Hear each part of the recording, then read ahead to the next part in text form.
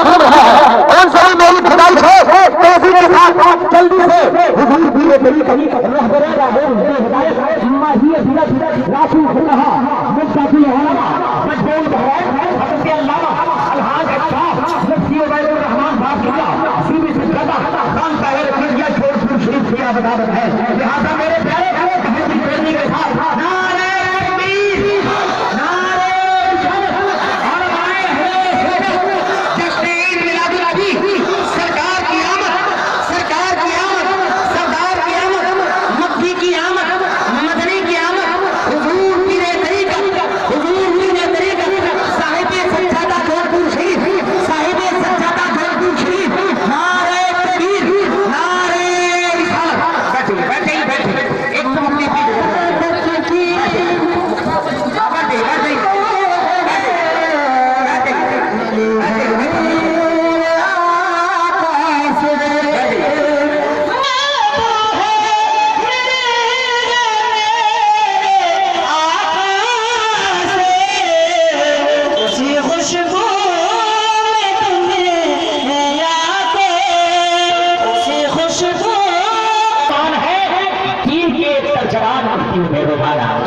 تو اپنی علم کے پاسبان مفتی عبید الرحمان ہے تیر کے ترجمان مفتی عبید الرحمان ہے صرف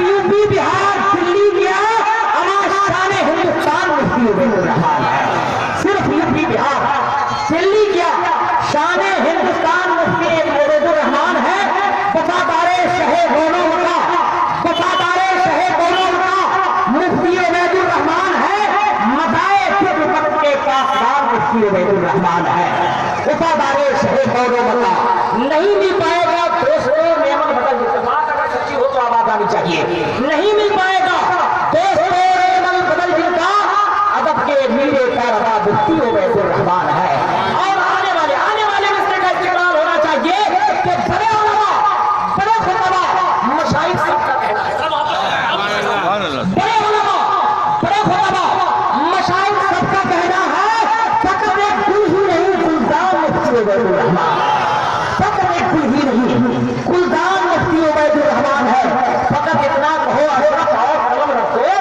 فقط اتنا کہو اشرف اور قلم رکھو محمد مصطفیٰ کے مدرخان مفتی عبید الرحمان ہے میرے پیارے یقیناً بڑے سکون و اطمینان کے ساتھ حضور پیر طریقت رہبر راہب اشرف لفظار ہوں گے اور بکھے ہوئے موتی الفاظ کی لڑی کی مثل آپ کے کاموں تک پہنچنے کو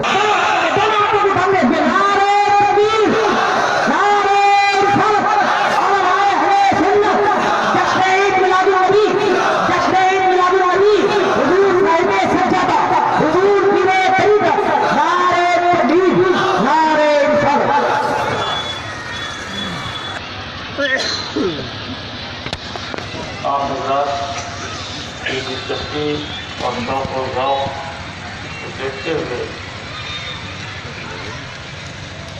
یہ تو بہت کچھ چاہ رہا تھا کہ میں کچھ بولوں مگر اب میری صحت اس لائق نہیں مسلسل بولتا آیا ہوں اب کتنا بولوں میں اب صحت ساتھ نہیں دینے کی وجہ سے ذوق و لقان کھانسی کا حاملہ یہ ساری چیزیں ایسی ہیں کہ جو مجھے معذور کر رہی ہیں اگر آپ لوگ معمول کے مطابق اگر چاہیں گے کہ نہیں کچھ بیان ہو تو میرے بھائی اب تو بیان کا موقع ہے نہیں ہر کام وقت و حالات کے مطابق ہوتا ہے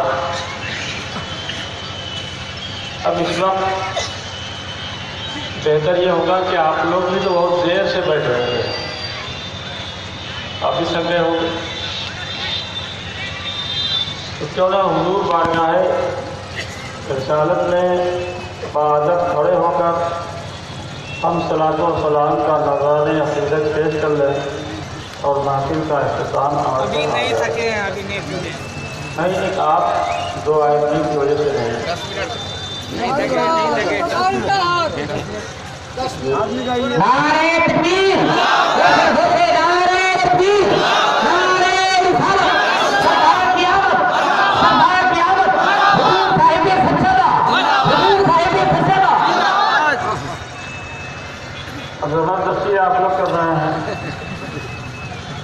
درود پاک پڑھیے پھر اللہم صلی اللہ سیدنا نبینا و مولانا محمد بارک وسلم صلاۃ و سلام علیک یا رسول اللہ صلی اللہ علیہ وسلم. انسان ایک وہ ہے کہ جو دنیا طلبی میں لگا ہوا ہے، یہ دنیا حاصل کرو، دنیا ہی ان کے نزدیک زیادہ محبوب ہے، زیادہ پسند ہے. عقبہ کی فکر نہیں، آخرت کی فکر نہیں. مرنے کے بعد عالم برزخ میں جو جائیں گے تو وہاں کی فکر تو کرنی چاہیے نا. بس ہو گیا.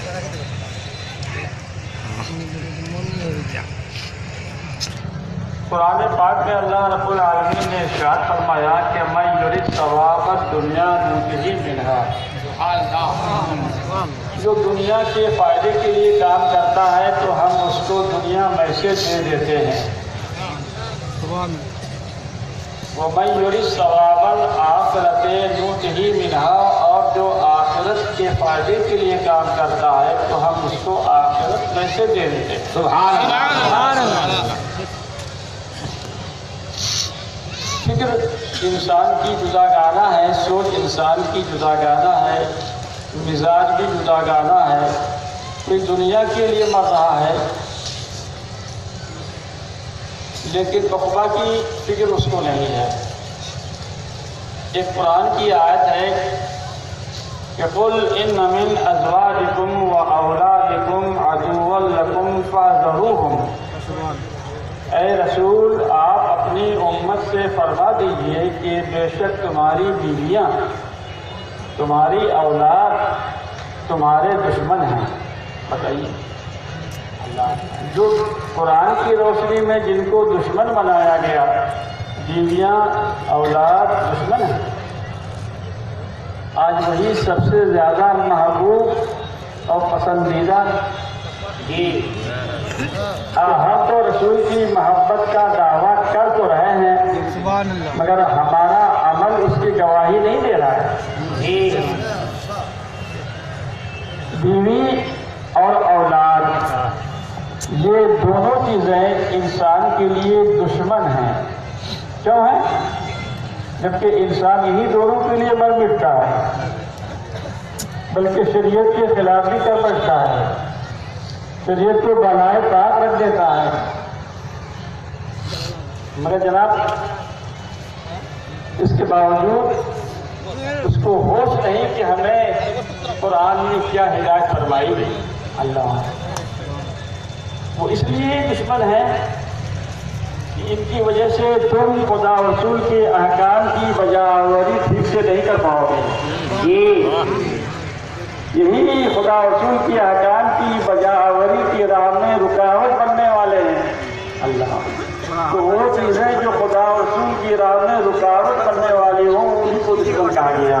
اللہ اب آئیے فکر حرکت بقدر ہمت اوس ہر انسان کی سوچ، ہر انسان کی سوچ اس کی طبیعت اور اس کے مزاج کے اعتبار سے ہوا کرتی ہے. جی ایک روایت اور ایک واقعہ سن لیجیے، درود پاک پڑھیے.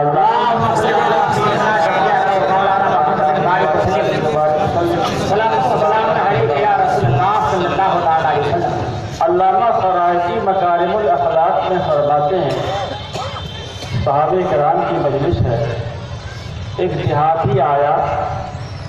بیٹھے رہیے نا،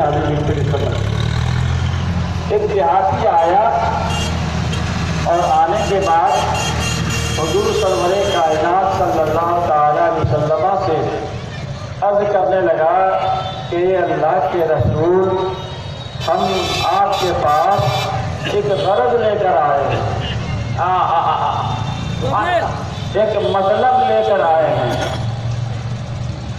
تو سرکار تو عالم صلی اللہ علیہ وسلم کی شان یہ تھی کہ کسی بھی سائل کے سوال کا جواب نہ کہہ کر کے نہیں دیتے تھے کہ ابھی جاؤ میرے پاس نہیں ہے. اس وقت سرکار تو عالم صلی اللہ علیہ وسلم کچھ دینے کی منزل میں نہیں تھے، हुजूर गुरेज फरमा रहे थे कि ये कहीं सवाल न कर बैठे, कोई चीज़ मांग न बैठे,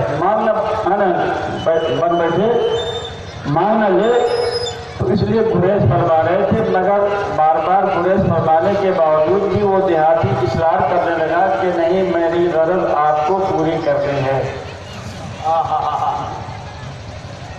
तो हुजूर नबी करीम सल्लल्लाहु अलैहि वसल्लम ने इरशाद फरमाया, सल माशेत या अरबी, मांग लो जो कुछ मांगना हो देहाती। मेरे भाई जरा गौर करना, तो गैरुल्लाह से मांगना तो आजकल सिर्फ बताया जा रहा है। कहते हैं कि गैरुल्लाह से मत मांगो, जो कुछ मांगना खुदा ही से मांगो। तो जब उस देहाती ने अपनी गरज रखना चाहिए तो सरकार ने फरमाया, सर मांग लो मुझसे जो कुछ मांगना हो। अगर ये शिर्क होता तो सरकार ये फरमाती है कि मुझसे क्यों मांग रहे हो, मुझसे मांगना तो शिर्क है, खुदा ही से डायरेक्ट क्यों नहीं मांगते।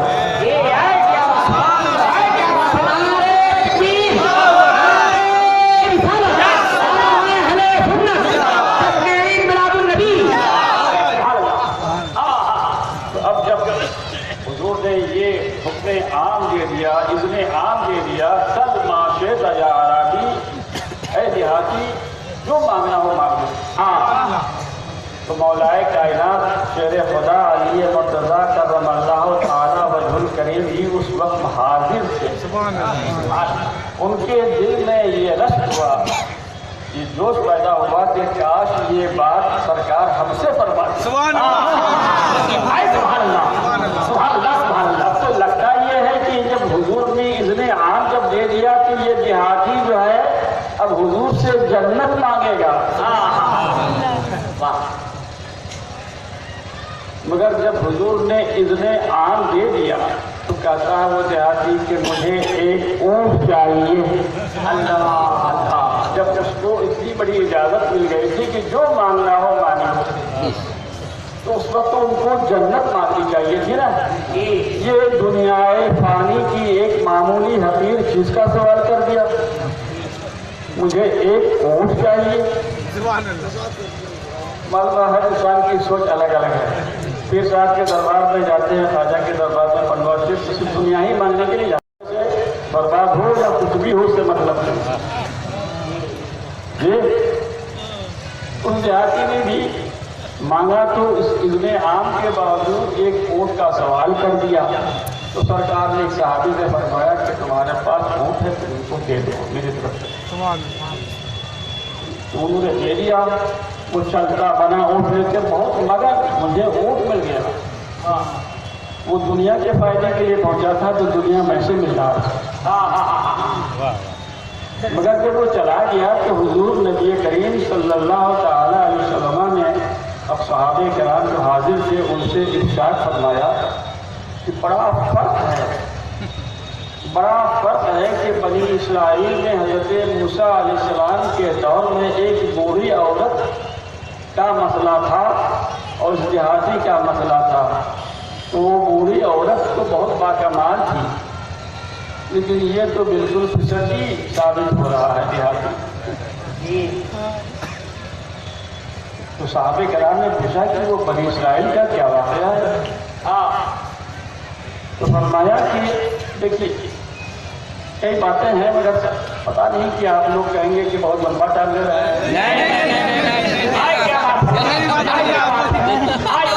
बात पर बात निकल आती है तो बात के बात बढ़ जाती है। हज़रत सैयदना यूसुफ अलैहिस्सलाम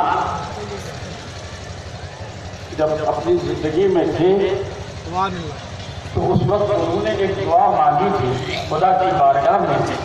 कुरान पाक में वो मज़कूर भी है, वो आयत वारिद भी हुई है, यानी वो कुरान पाक की आयत में मौजूद है कि हज़रत यूसुफ अलैहिस्सलाम ने ये दुआ मांगी कि रब्बे तवफ़्फ़नी मुस्लिमन व अलहिक़नी बिस्सालिहीन। ऐ परवरदिगार, तू मुझे दुनिया से उठा तो मुसलमान बनाकर उठा और सालिहीन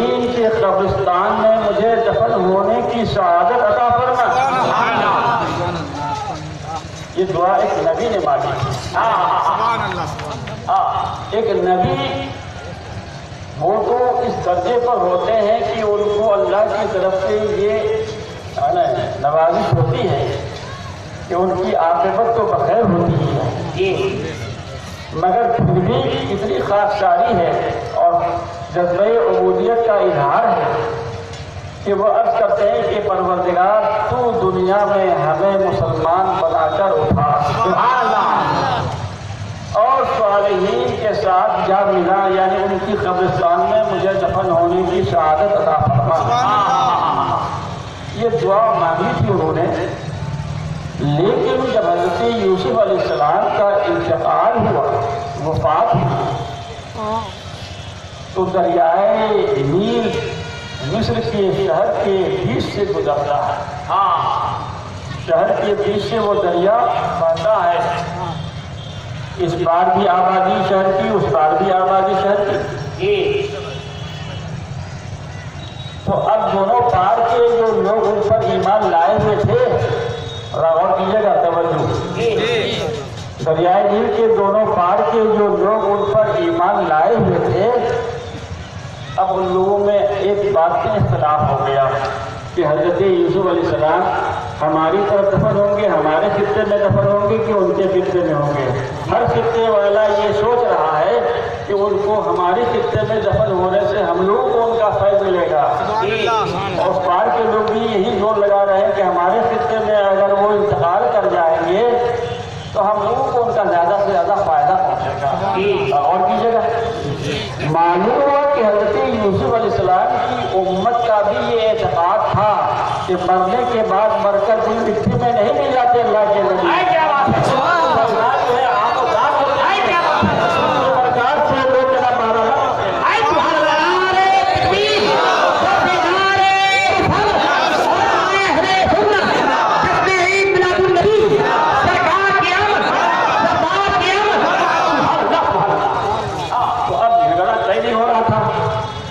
تو بالآخر ایک بات پر لوگ متفق ہو گئے کہ حضرت یوسف علیہ السلام جو پیغمبر ہیں ان کو ایک صندوق میں ان کی لاش مبارک کو کفن کے ساتھ رکھ کر کے دریائے نیل کے ایک ٹاپو میں ایسی جگہ پر اس کو دفن کیا جائے، اس صندوق کو، کہ دریائے نیل کا پانی اس سے ٹچ کر جائے دونوں طرف، دونوں طرف سے ٹچ کر جائے، تو اب ادھر سے جو ٹچ کر کے پانی بہے گا تو اس پار کے لوگوں کو فائدہ پہنچے گا، ادھر سے پانی ٹچ کر کے جائے گا تو اس پار کے لوگوں کو معلوم ہے کہ مرنے کے بعد ان کی قبر سے، ان کی تابوت سے بھی پانی کے ٹچ ہونے پر فائدہ ہے۔ اور یہ عقیدہ تھا حضرت یوسف علیہ السلام کی امت کا۔ آج تم اس کو بدعت کر رہے ہو، بدعت تو نئے کام کو کرتے ہیں، یہ زیادہ پرانا کام ہے کہ حضور سے پہلے نہ جانے کتنے سال پہلے کی حضرت یوسف علیہ السلام تھے، اس دور کی ان کی امت کا یہ عقیدہ تھا۔ سبحان اللہ، سبحان اللہ۔ بہرحال تو اسی بات پر وہ دفن ہو گئے تھے دریائے نیل کے ٹاپو میں، مگر حضرت یوسف کی دعا کی قبولیت ابھی سامنے نہیں آئی ہے، اس لیے کہ انہوں نے دعا تو یہ کی تھی کہ اے اللہ تو مجھے مسلمان بنا کر دنیا سے اٹھا اور صالحین کے قبرستان میں دفن ہونے کی سعادت عطا فرما۔ ٹاپو میں جو دفن کیے گئے ان کا صندوق دفن کیا گیا تو اس میں یہ قبولیت دعا کی تو ہوئی نہیں۔ جب حضرت موسیٰ علیہ السلام بنی اسرائیل کو لے کر دریائے نیل پار ہونے لگے، اتنے میں حکم خداوندی سے جبرائیل امین وہی لے کر آئے، اے موسیٰ تم دریائے نیل کے کنارے آ گئے ہو، قبر یوسف کے قریب آ گئے ہو۔ سبحان اللہ۔ تو حضرت یوسف کی دعا تھی کہ صالحین کے قبرستان میں دفن ہونے کی سعادت مل جائے، تو اب وہ دعا کی قبولیت کے ظہور کا وقت آ گیا۔ ان کی دعا کی قبولیت کے ظہور کا وقت آ گیا ہے۔ اب سوچئے ایک نبی زمانے کے بعد اس کی قبولیت ظاہر ہو. اور آج آپ کہتے ہیں کہ ہم جو خدا سے مانگ رہے ہیں تو 1 مہینے سے مانگتے رہے دعا, مگر میری مراد پوری نہیں ہوئی تو تنہا کر کے دعا مانگنا ہی چھوڑ دیا. اور مخدوم بابا کے یہاں گئے 1 مہینے سے لگاتار حاضری دینے کے لیے کہ مخدوم بابا ہماری مراد ہماری پریشانی دور کر دی ہے, تو تنہا کر کے آپ جانا ہی چھوڑ دیا.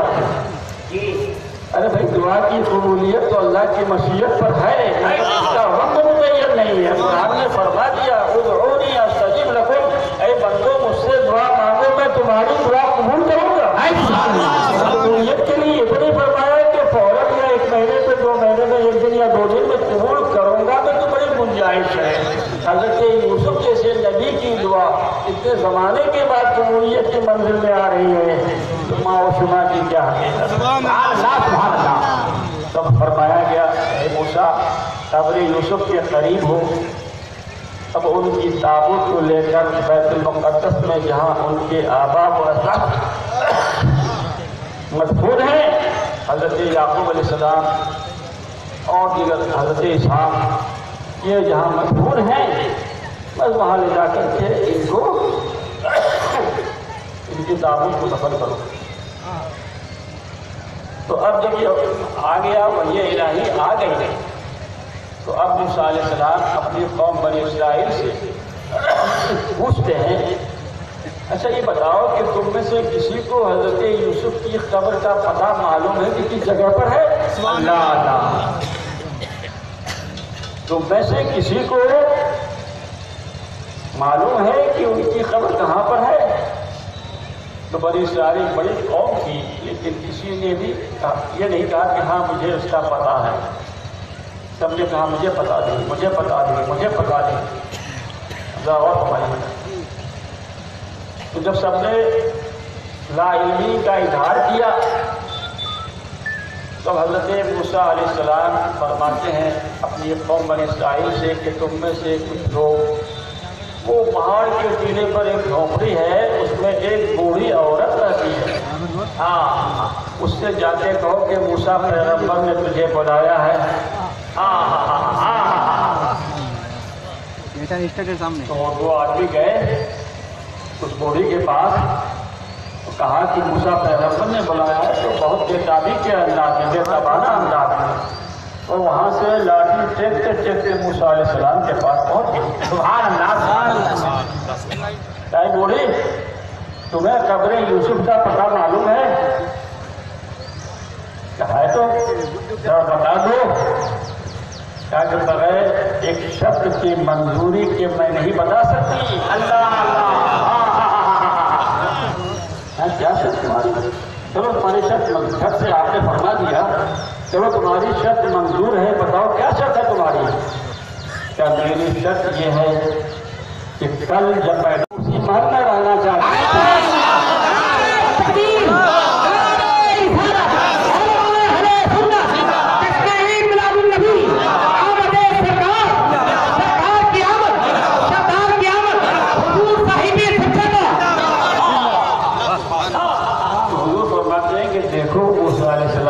منظوری دے دی تھی کہ تمہاری شرط منظور ہے, تو اس پر انہوں نے تو ایسا سوال کیا تھا کہ جنت کے جس محل میں اے موسیٰ آپ رہو گے اس میں یہ ناچیز بندی بھی رہے.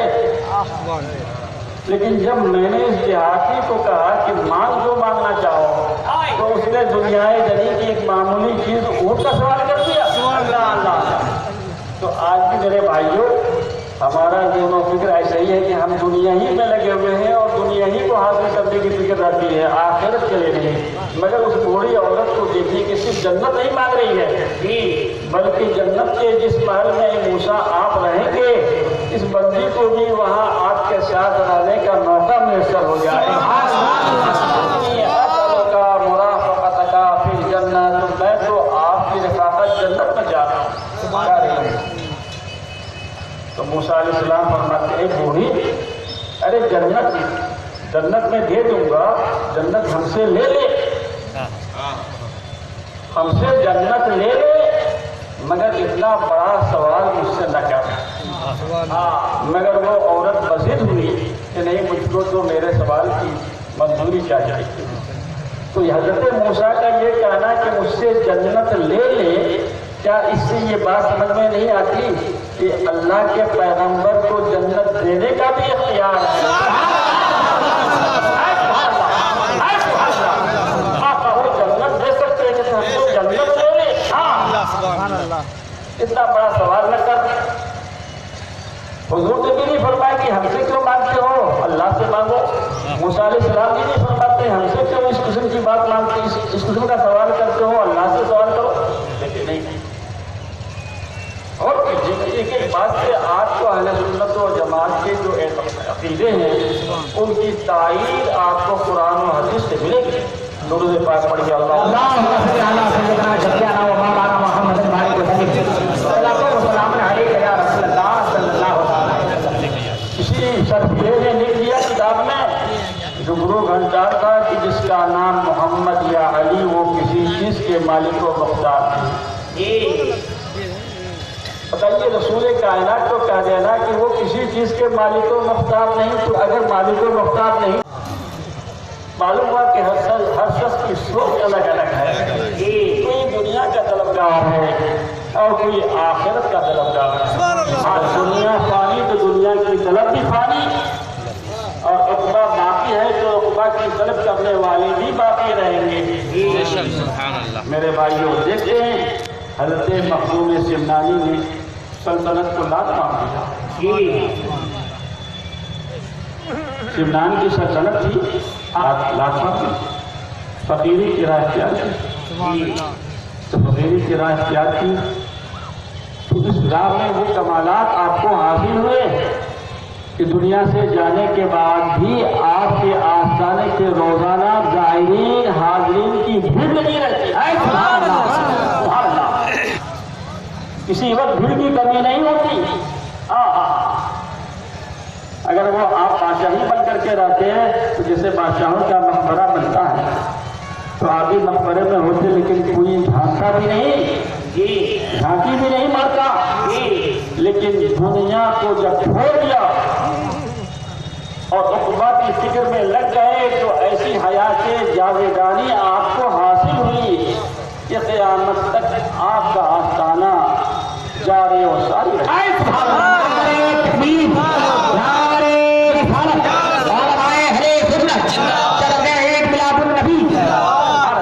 تو دنیا بس مختصر انداز میں دنیا کی طلب ہونی چاہیے، بس ایسا نہیں کہ دنیا ہی میں ڈوب جائیے۔ ہمارے نبی صلی اللہ تعالی علیہ وسلم نے ایک حدیث پاک میں ارشاد فرمایا، ذرا غور سے سنیے گا، درود پاک اللہم صل علی سیدنا شفیعنا و مولانا محمد بارک وسلم صلاۃ و سلام علیک یا رسول اللہ صلی اللہ علیہ وسلم۔ پورے سروے کائنات صلی اللہ تعالی علیہ وسلم حدیث میں فرماتے ہیں الدنیا والآخرت درتان، دنیا اور آخرت یہ دونوں سوتن ہیں۔ سوتن ہم آپ کے یہاں کی بولی میں سوتن بولتے ہیں۔ دنیا اور آخرت یہ دونوں سوتن ہیں، تو کسی انسان نے اگر دو شادی کی اور دونوں بیویاں موجود ہیں تو وہ انسان دونوں بیویوں کا بیلنس صحیح رکھ پائے گا؟ آپ بتا بھائی، جس شخص کی کئی بیویاں ہوں، ایک سے زائد شادی کی، تو کیا وہ ساری بیویوں کا بیلنس صحیح رکھ پائے گا؟ نہیں رکھ پائے گا۔ کہا کہ دنیا اور آخرت یہ دونوں سوتن ہیں۔ فَإِذَا رَضِيتَ إِحْدَاهُمَا سَقَطَتِ الْأُخْرَى، جب تمہارا جھکاؤ کسی ایک کی جانب ہوگا تو دوسری ناراض ہو جائے گی۔